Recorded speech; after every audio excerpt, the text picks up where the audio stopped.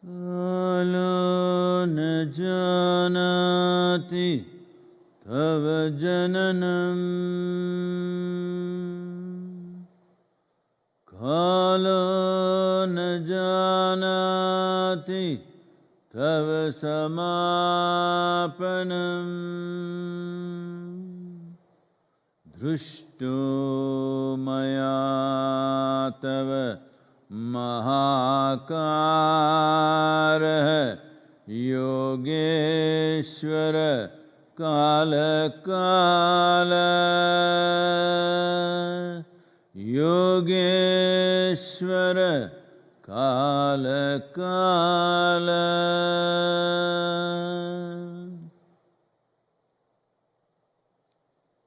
Namaskaram. Namaskaram to everyone, wherever you are.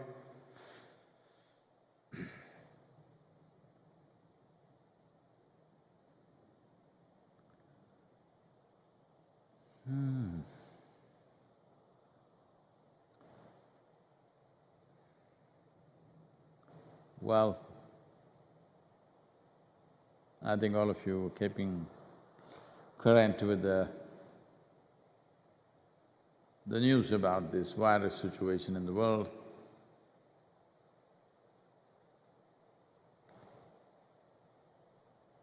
United States has reached nearly 140,000 deaths. Brazil is about half of that.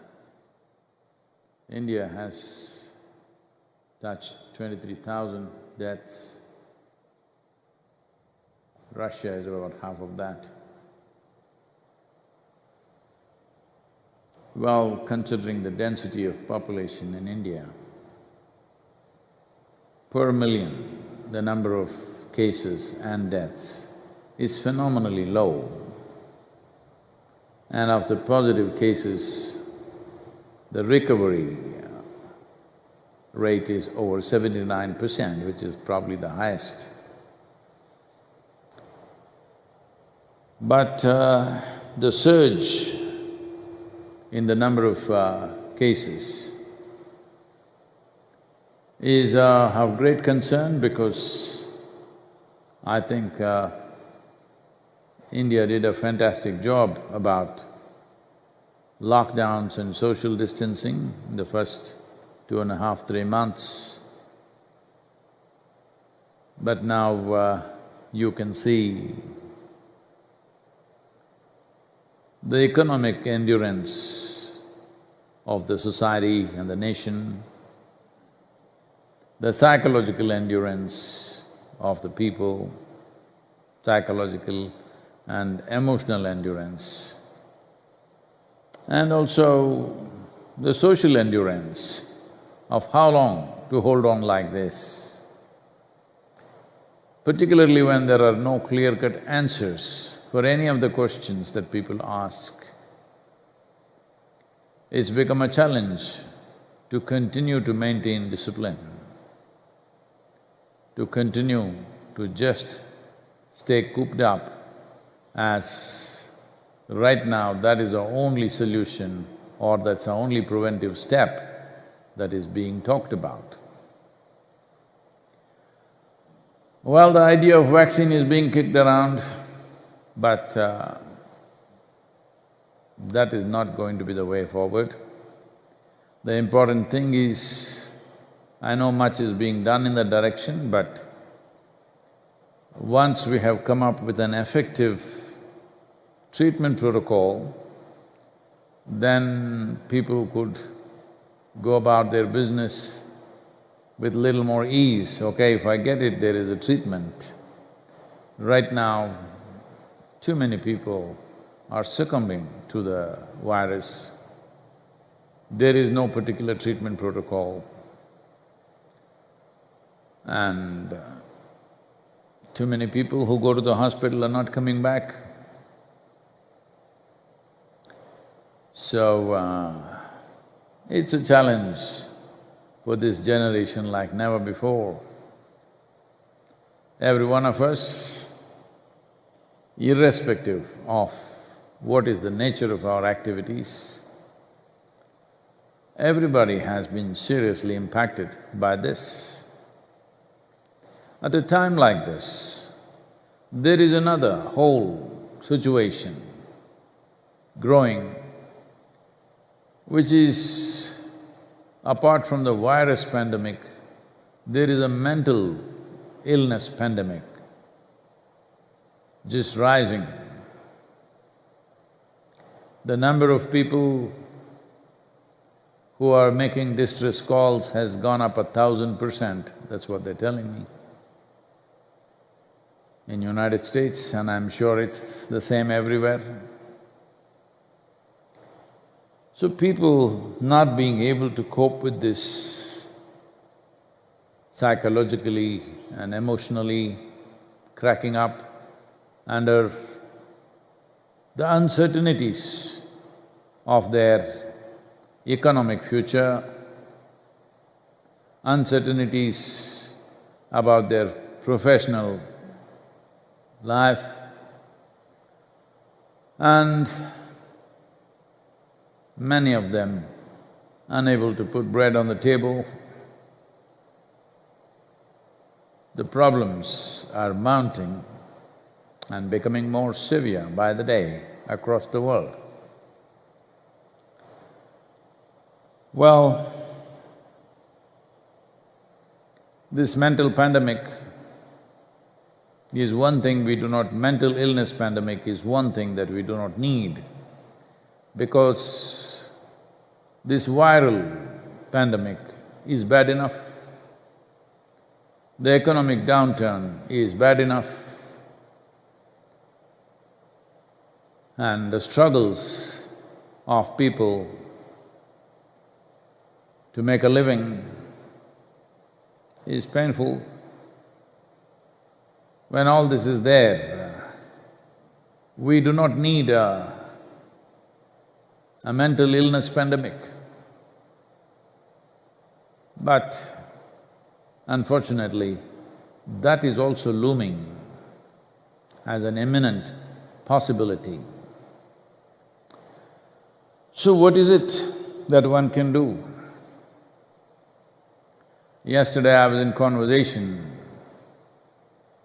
with a few experts in this mental illness, doctors who are experts in this field, and all of them in one voice saying that it's going up like never before. At the same time, there was a doctor who was sharing that in the southern part of the country where she works, particularly with children and teenagers, she said, this is the first time young people who are in their teens coming up and asking not for a prescription of medicine, tablets or something, they're asking, what kind of yogic practice can I do so that I don't fall into this? Well, in a way, the world is waking up to understand that if we want to be well, there is a certain amount of investment we have to do upon this one. Physical well-being, psychological well-being, emotional well-being. This life being well needs a certain attention, otherwise it's just not going to happen by itself. Well, naturally certain things have come to you, but how naturally are you living? That's a big question. There are many aspects to this.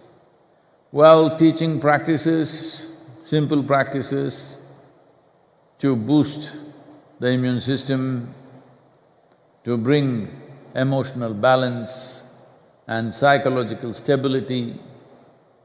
These practices are out there. There is substantial scientific and medical data to show they are 100% legitimate.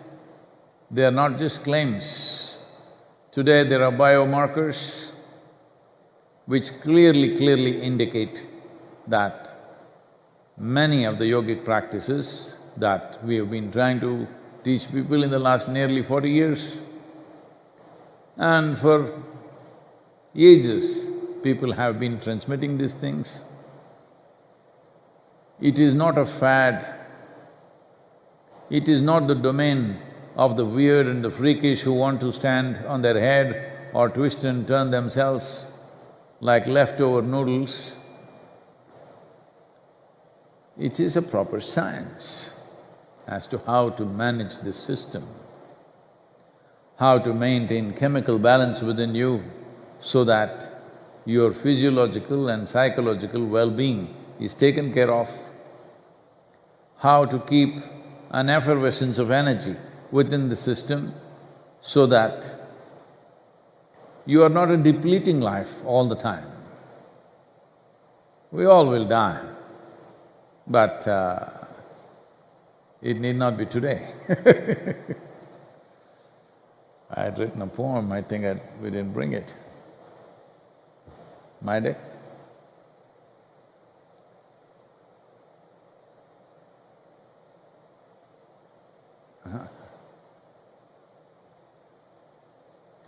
My day?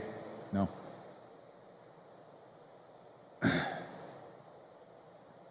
Anyway, so one important aspect which can be immediately taken care of is the neurological system that we have, the way it is made, it is spread across the body. But there's one big knot up here. I'm calling it a knot because most people experience it as a knot. They're not able to figure out. I always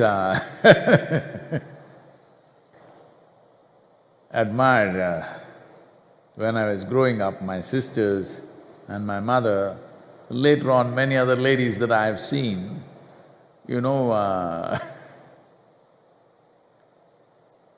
like thread, the sewing thread and other things. Well, when you try to do certain work, it gets all knotted up. And I always found that these girls, my sisters, would always be able to unknot it so easily. I would tear it apart, but it won't unknot itself. And I generally found this was a problem with the male of the species, that unknotting something delicately,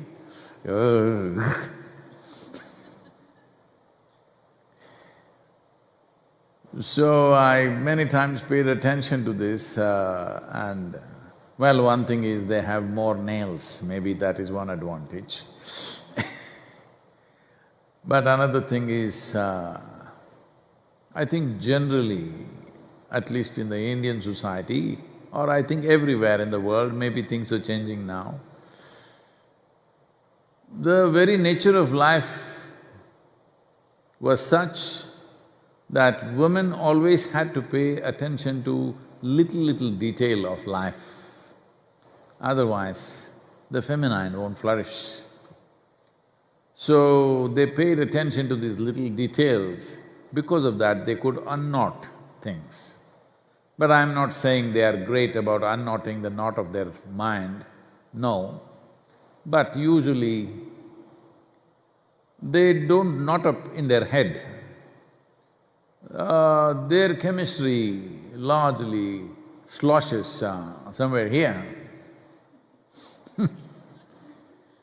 So chemical slosh happens and out of that, emotions spill. As long as it doesn't fall on you, they are wonderful.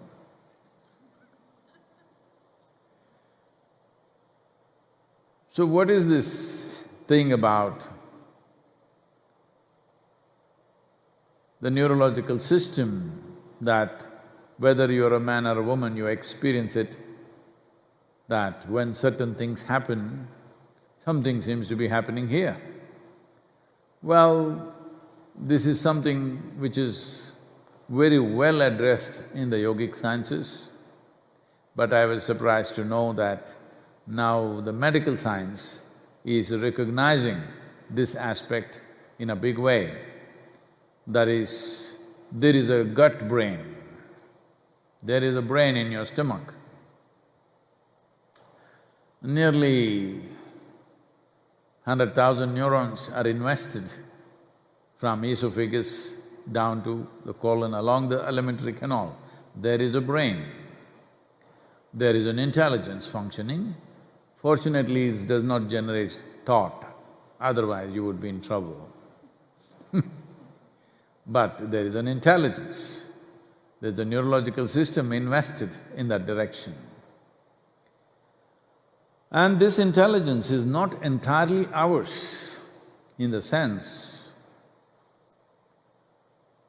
there are probably billions, if not trillions, I don't know the numbers, of bacteria and viruses and other microbial substance. Some of them are full-fledged life, some of them are half-lives, some of them aspiring to be life, but all of them playing a role. And they have a significant influence on how you think and feel. It's not just this new virus that's come which is making you think in a specific way. There's a whole lot of microorganisms, particularly in your stomach region, who are able to influence even your vagus vein. A vagus vein means generally it is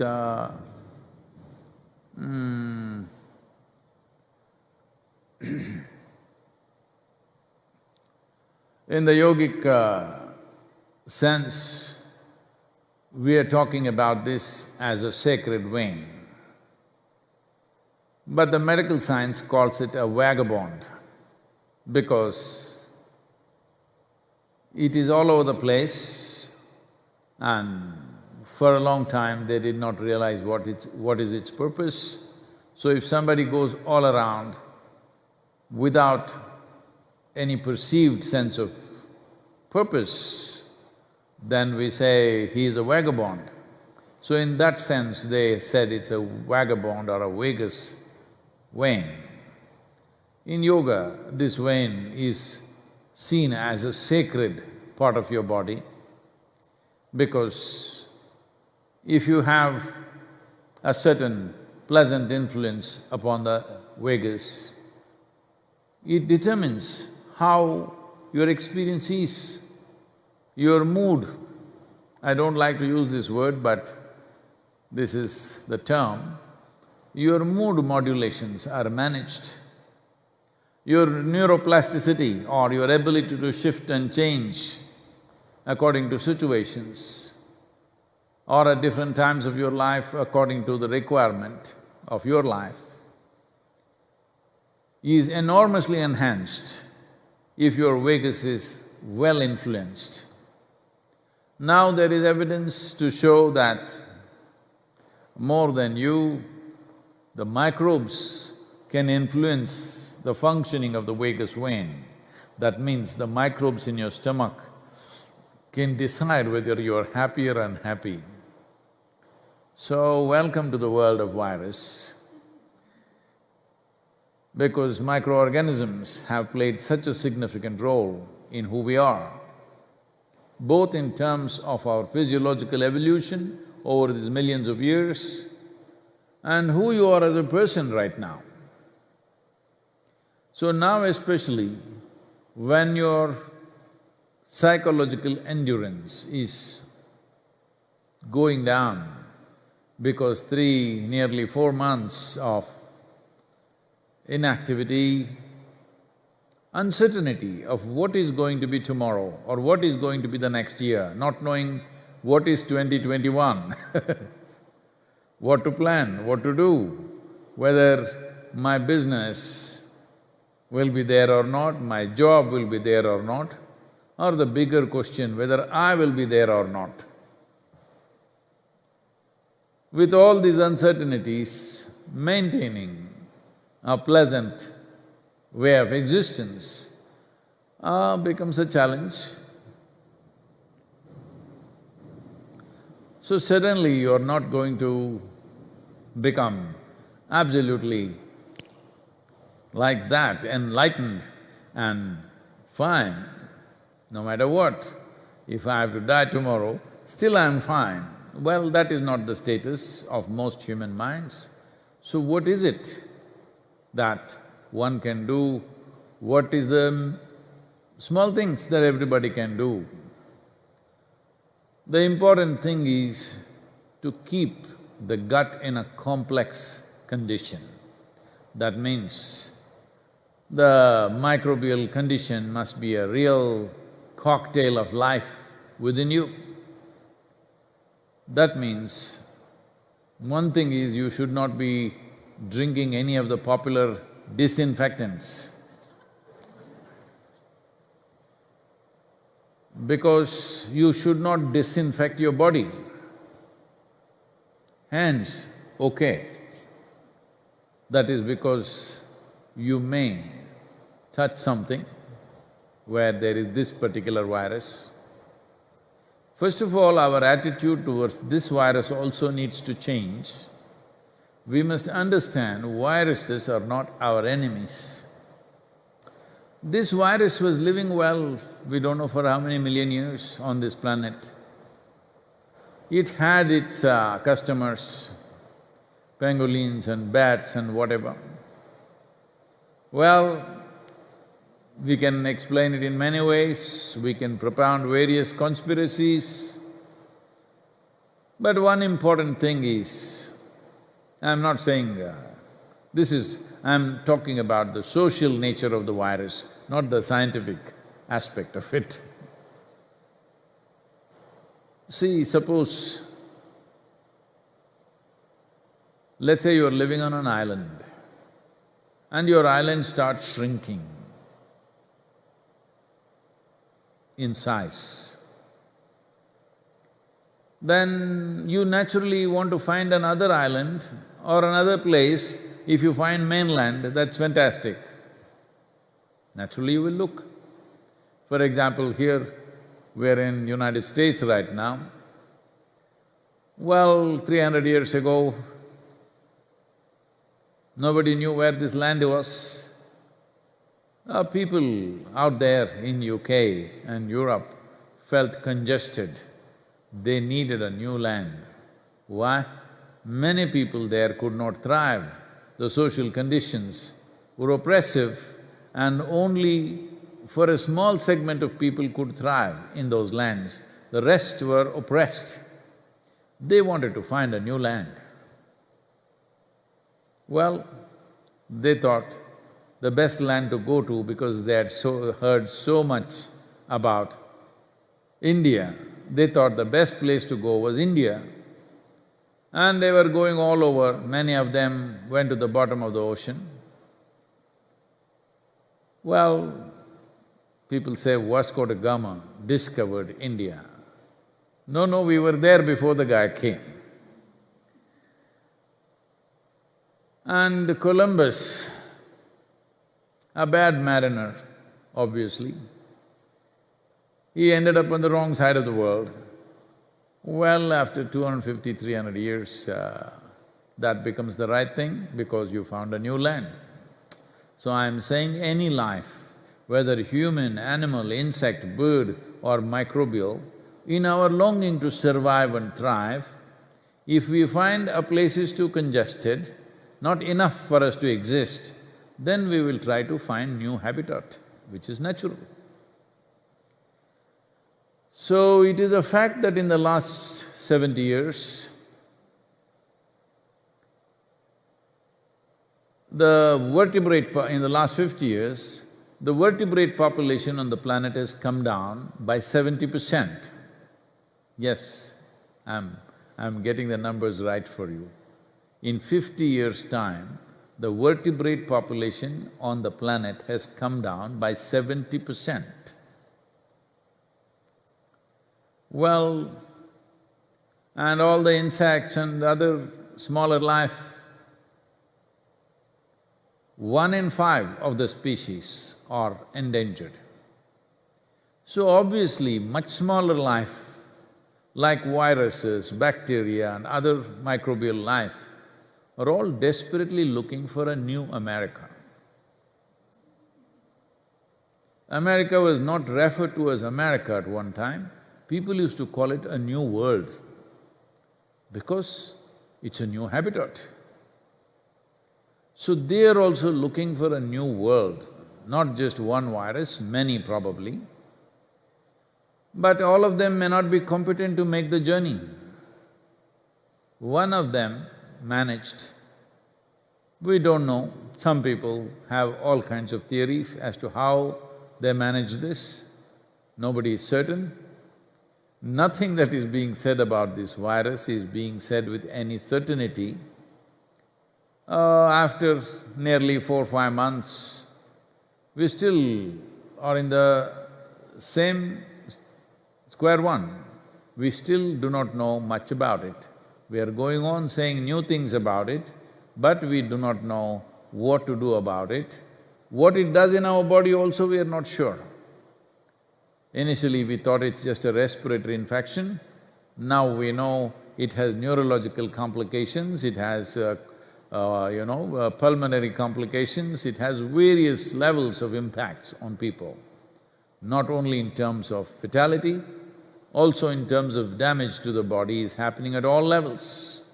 So we still don't know a thing about it actually. We have lot of bits and pieces, but there is no one comprehensive picture of this is the nature of this virus and this is what we can do about it. There is no such clarity anywhere. So now, the only thing that's left to us, as after talking a lot about vaccines and about this and that, slowly all the scientific community coming back to the only solution is social distancing and strengthening of the immune system. When we say strengthening of the immune system, we must understand there are more microbial life, microorganisms in this body than the human cells that you have. I'm saying you are a composite of so many microorganisms that you have not seen or met, but you are more of that than what has come to you from your parentage. The genetics of these microbes are determining how resilient a life you are. Not only that, now as I said, they're influencing the vagus vein means how happy you are is also decided by the microbes. How is that? Maybe one day more research will say it is the microbes which decide whether you can meditate or not. I would say that right now, if the microbes are working against you, you cannot meditate because your stomach will give you works. If you want to meditate, first thing is the body should be at ease. You must know how to bring it to ease. If there is no ease, then forget about meditation, no such thing will ever come in our lives. So managing the gut-brain, I'm saying those of you who've given up on this one, at least this one, if you manage, you can pass through these difficult times with a certain sense of ease. If you've given up hope on managing this, just managing with the right kind of foods and stuff, it is important for the gut-brain, for what happens in your gut. Now, I'm not using medical parlance anymore. The simple understandings that we have by living here on this planet for thousands of years, not by opening up a rat's gut. I'm saying this understanding is not from the lab, but from life is. Well, this may have become almost impossible in Western societies. I don't know how to walk here in the garden or in the forest and pick up some greens which we can cook today. There's no such possibility. Everybody has been completely trained to believe everything other than what you buy in a store is poison. Other than what you buy in a superstore is naturally poison. The whole world is poison except what is sold in the marketplace. This madness, for this we are paying a huge price. Fortunately in India, still you can walk in your backyard, pick up something, a few green leaves and cook it and eat it without thinking it's poison. Well, there are reasons for this, I'm not saying it's completely baseless, but at the same time, it is overly exaggerated. If everything in nature is poison, where did stuff come to the superstore? I don't know. Are they importing it from Mars or somewhere else? I do not know, because a lot of things look like they don't have an earthly origin. When I see a square tomato, I know it doesn't have an earthly origin. It must be Martian. So it's very important that we maintain all these creatures which are living within us, the cousins of the present microbe who've been with you. They've just visiting their relatives. If you keep these guys very strong and resilient, if you have enough of bacteria, virus, fungi, archaea reside in the gut, they say there are over 1,000 species of them. Over 20 million genes they have. These genomes pack enough genomic punch that it can change the way you are in terms of your health, your mental status, your emotional balance, all this. This is why a certain level of significance about what to eat, how to eat, there is so much in the yogic sciences about how to eat and what to eat. Well, all of it may sound alarming today for many people who are cultivated in this, that whole creation is poison except what comes from the marketplace. It's really a wonderful level of marketing that such a thing has been impressed upon people in the last 50 years. Before that, everybody was plucking things off the nature and eating, but now, I think I was somewhere in Ohio a few years ago, and I saw a tree full of pear, and it was just on the street side. I plucked a pear, wiped it and bit into it. A few people who were around me, they went into a shock, "Sadhguru, you're eating that, you cannot eat that." I said, "Why? You cannot eat a fruit like that, you have to buy it from the market. Because there could be anything. There is mercury oxides being poisoned, rivers are full of poison, lakes are full of poison." I said, "Your head is full of poison. This is the problem with you, your head is full of poison. Now, this poison in the head, at least the gut brain, the poison in your gut brain must be removed. There must be a more complex activity happening in the stomach." Well, it is difficult to make any recommendations, you must figure it yourself because everything is both right and wrong today. What was perfectly fine some time ago, because we don't know from where you will pluck what you pluck. At least you can go by this. If the squirrels are eating it, they're also mammals. They look quite smart, have you looked at their face? If they're eating it, I think you can eat it. But I'm allergic to this, I'm allergic to that, I'm allergic to pure air, I'm allergic to sunlight, I'm allergic to rain. This is happening genuinely. It is happening to an extent where allergies are no more small disturbances in the body. it is killing. I knew people have nut allergy. Even I used to have nut allergy. I mean,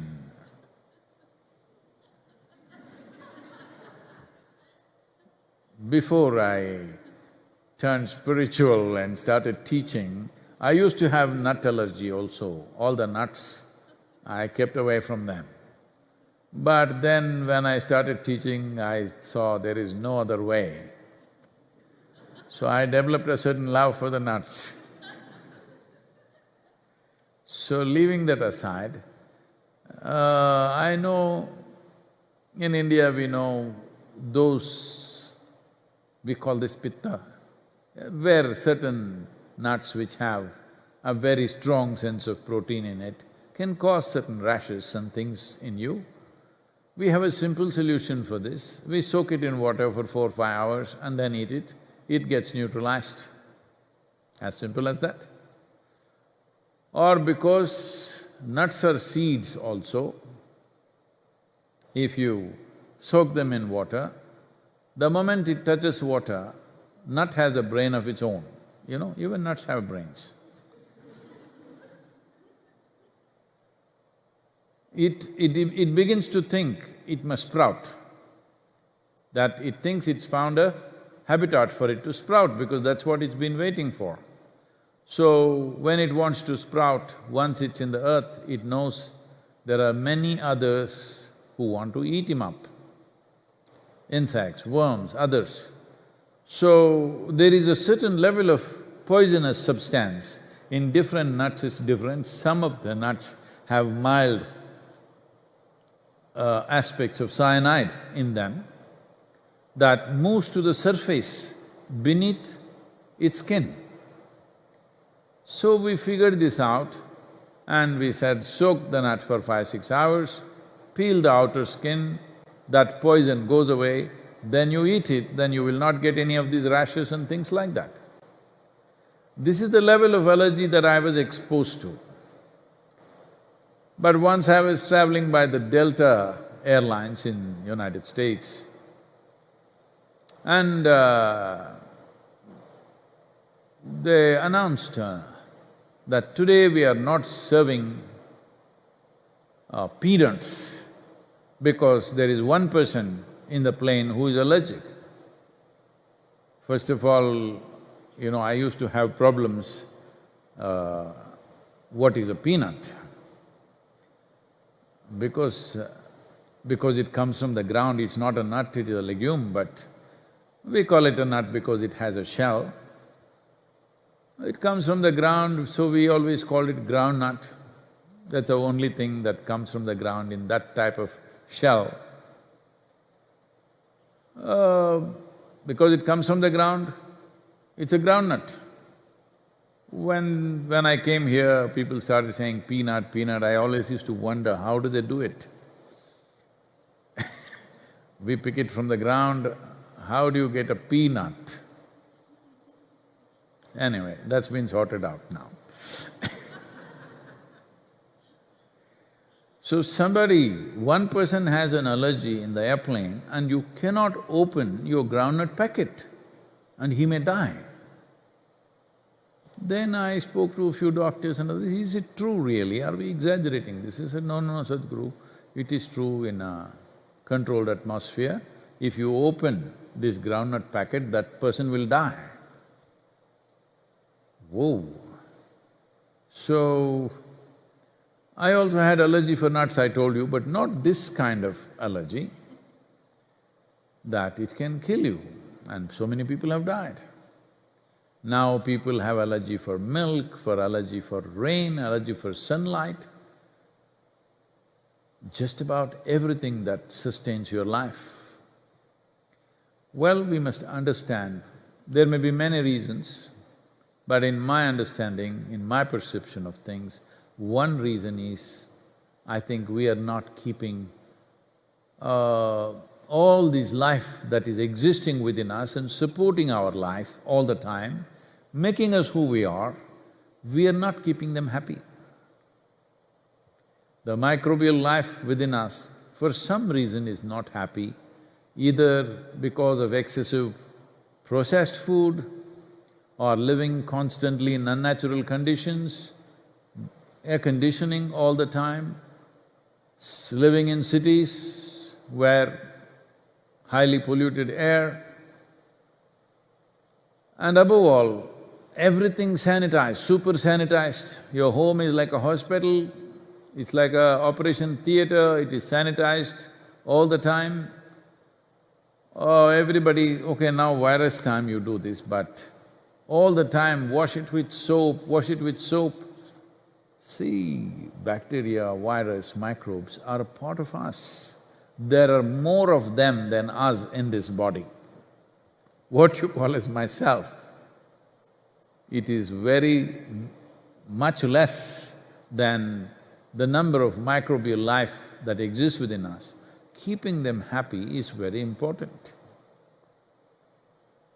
So just taking a leaf of natural conditions, not in a city garden, maybe it's all sprayed with insecticide, but in natural condition and putting it in your mouth is not going to kill you, because this life and that life is connected. Above all, being disconnected from earth, being disconnected from the soil from which we have come and the soil to which we will inevitably go, being disconnected, I think the microbial life, this 1,000 and odd species of microbes are not happy.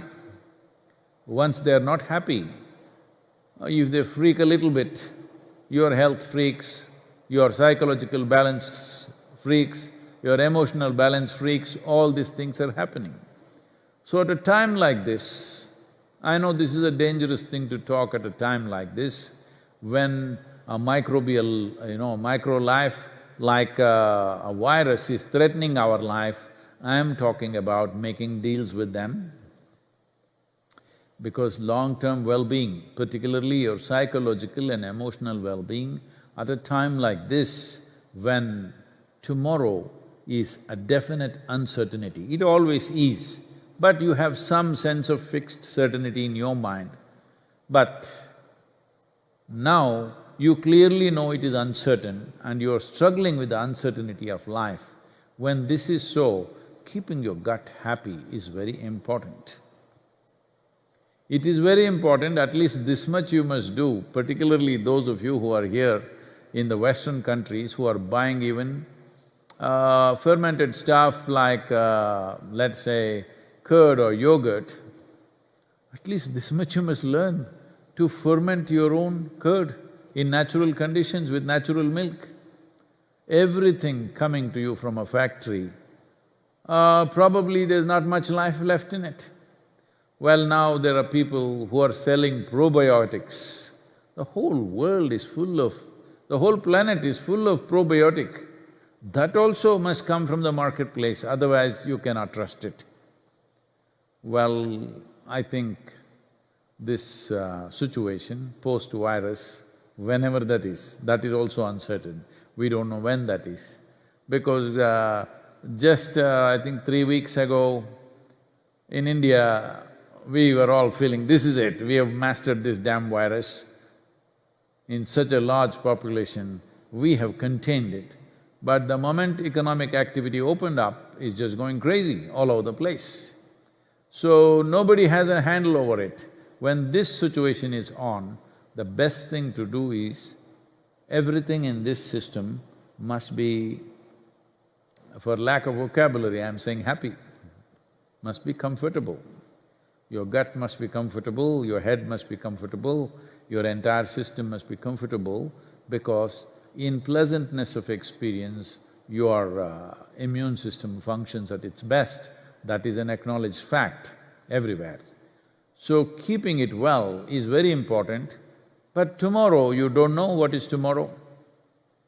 Right now your only goal, first goal, not the only goal, the most basic goal is tomorrow you must be alive. That's the important thing. Don't think this is a joke. This is not a joke anymore. I think the number of deaths in the world is closing up to 1 million, so it is no more a joke, it is real. Well, a chief of a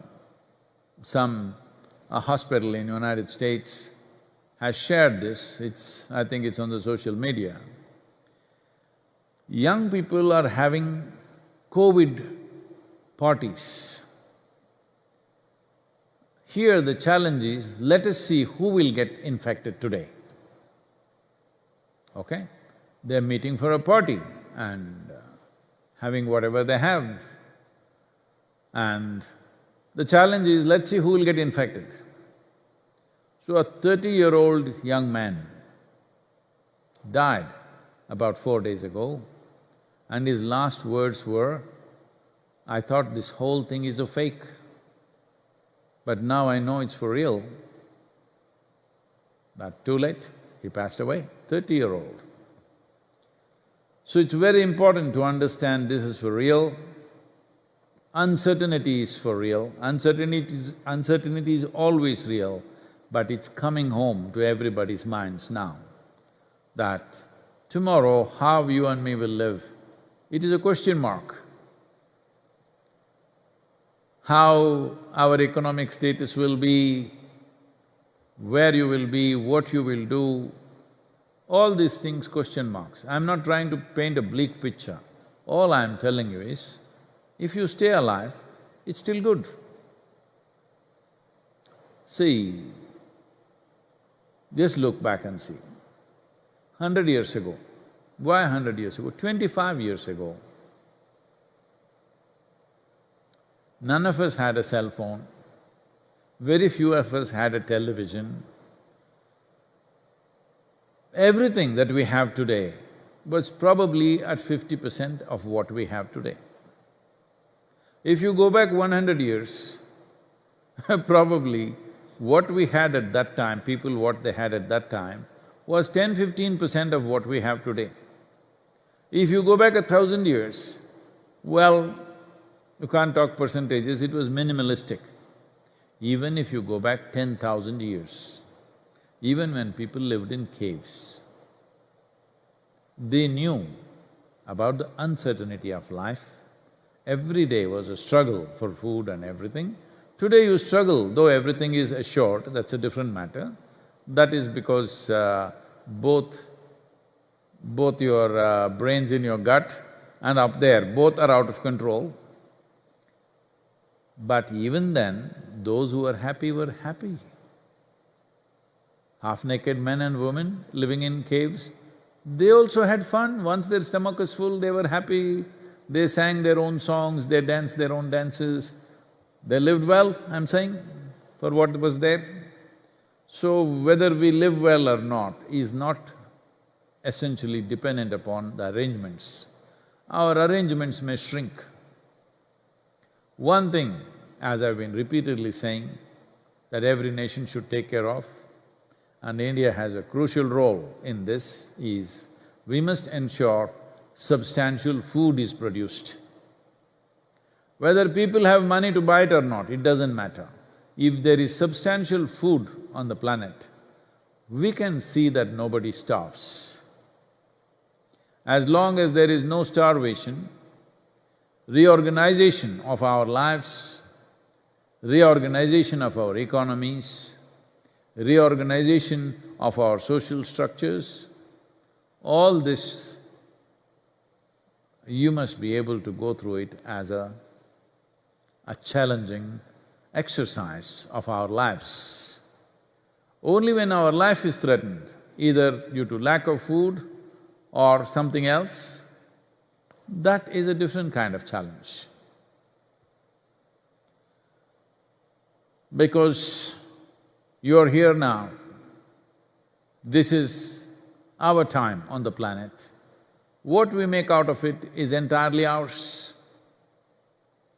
Definitely you know, even 25 or 50 years ago, forget about the wars and famines and horrible things that happened. Even in normal conditions, their life compared to how our lives are organized today were not even 10–20% of what it is today. But still they lived well. I know 25, 50 years ago we lived well.